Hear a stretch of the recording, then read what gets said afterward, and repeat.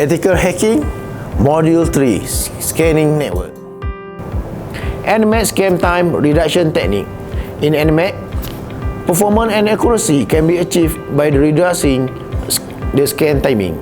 Scan time reduction technique, there are few techniques.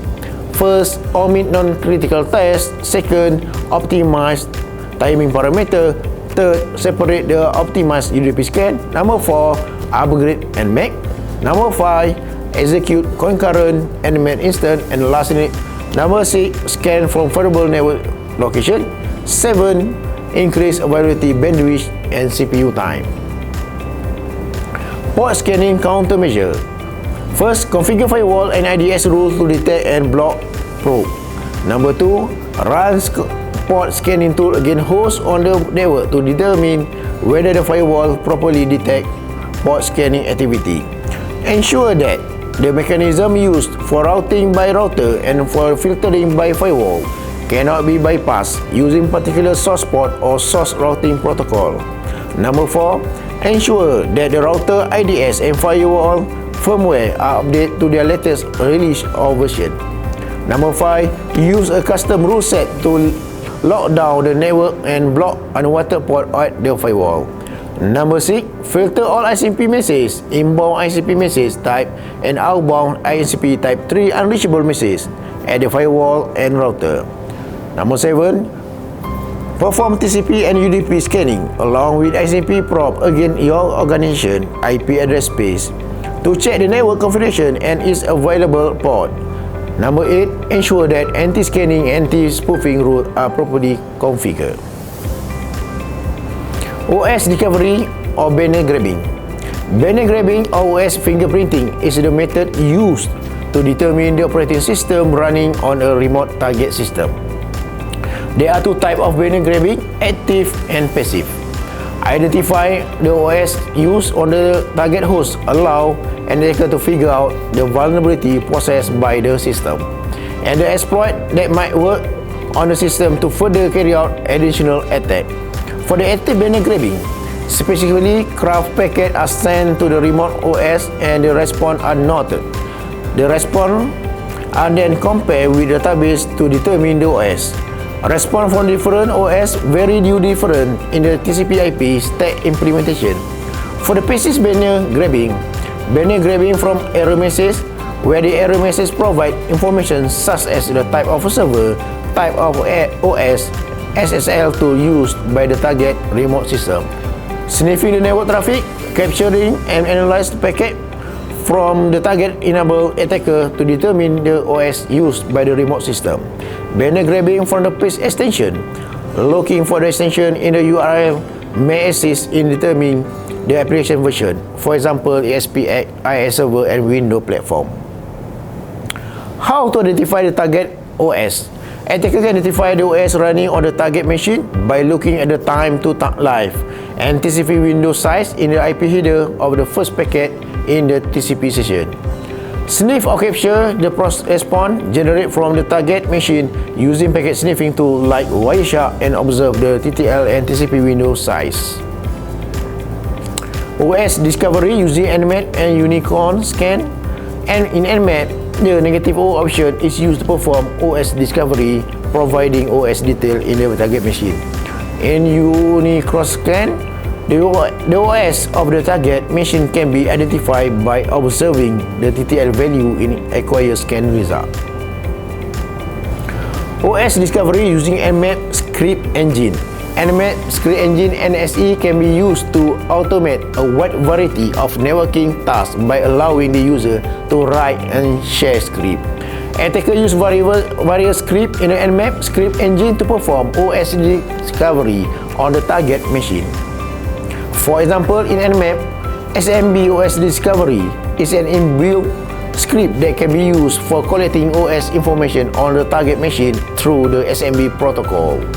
In ZMAT, the -C option or -script option is used to active NSE script. OS discovery using IPv6 fingerprinting. IPv6 fingerprinting can be used to identify the OS running on the target machine. IPv6 fingerprinting has the same functionality as as that of IPv4. The difference between IPv4 and IPv6 fingerprinting is that the IPv6 use several additional advanced probe specific to IPv6 along with separate OS detection engine that is specialized in IPv6. In ZMAT, the negative 6 option and -0 option are used to perform OS discovery using IPv6 fingerprinting method. Banner grabbing countermeasure. First, disable or changing the banner. In order to do that, display false banner to mislead or deceive attacker. Turn off unnecessary service on the network host to eliminate the disclose of information. Use server mask tool to disable or change banner information. Apache 2.s with mod header module. Use a directive in http.conf file to change banner information header set server to the new server name. Alternatively, change the server signature line to server signature of in http.conf. Hiding file extension from web page. File extension reveal information about the underlying server technique. File extension reveal information about the underlying server technology that an attacker can utilize to launch attack. Hide file extension to mask web technology. Change application mapping such as .asp with HTTM or foo or etc. to disguise the identity of the server. Apache user can use mod negotiation directive. IIS user use to such package exchange to manage the file extension. IDS firewall evasion technique. Through firewall and IDS can prevent malicious traffic or packet from entering a network. Attacker can manage to send intended packet to the target by evading an IDS or firewall through the following technique. First, packet fragmentation. Second, source routing. Third, source port manipulation. Fourth, IP address decoy. 5. IP address spoofing. 6. Creating custom packet. 7. Randomizing post order. 8. Sending base checksum. 9. Proxy server. And 10. Anonymizer. Packet fragmentation. Packet fragmentation refer to splitting of the probe packet into several smaller packets we call as fragment while sending it to network. It is not a new scanning method but a modification of the previous technique.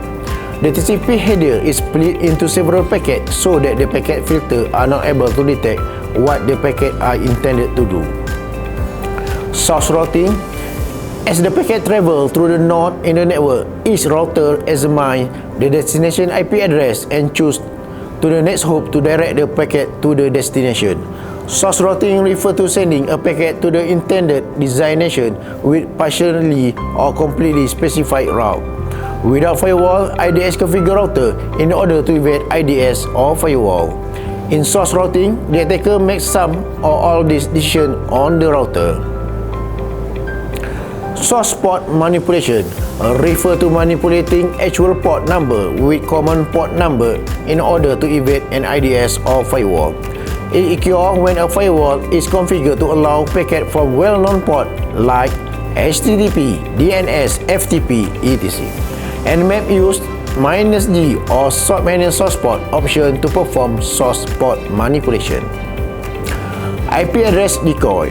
IP address decoy technique refer to generating or manually specifying the IP address of decoy in order to evade an IDS or firewall.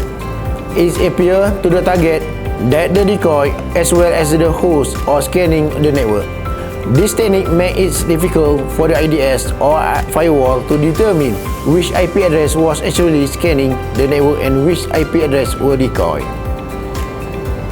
IP address spoofing. IP spoofing refer to changing the source IP address so that the attack appears to be coming from someone else. When the victim replies to the address, it goes back to the spoof address rather than attacker real address.